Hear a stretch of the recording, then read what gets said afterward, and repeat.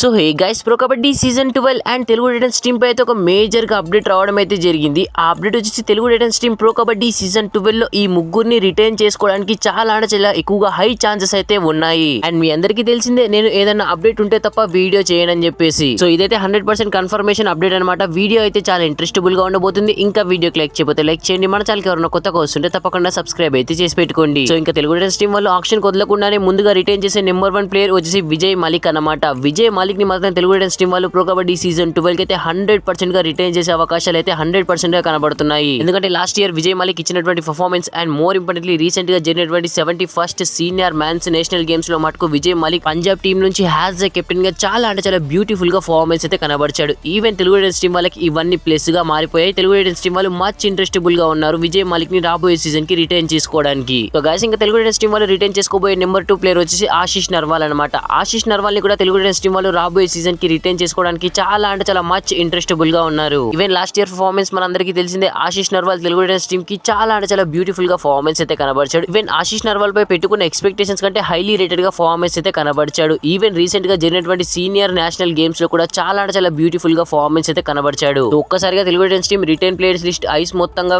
ఆశిష్ నర్వాల్ వైపు అయితే వెళ్లిపోయాయనే చెప్పొచ్చు. సో కన్ఫర్మ్ గా ఆశిష్ నర్వాల్ అయితే తెలుగు టైటన్స్ టీం వాళ్ళు రాబోయే సీజన్ కి ఖచ్చితంగా రిటైన్ చేసే అవకాశాలు 100% అయితే కనిపిస్తున్నాయి. సో గైస్, ఇంకా నెక్స్ట్ తెలుగు టైటన్స్ టీం వాళ్ళు రిటైన్ చేసే ప్లేయర్స్ లిస్ట్ లో నెంబర్ 3 ప్లేయర్ వచ్చేసి అంకిత్ జగ్లెన్ అనమాట.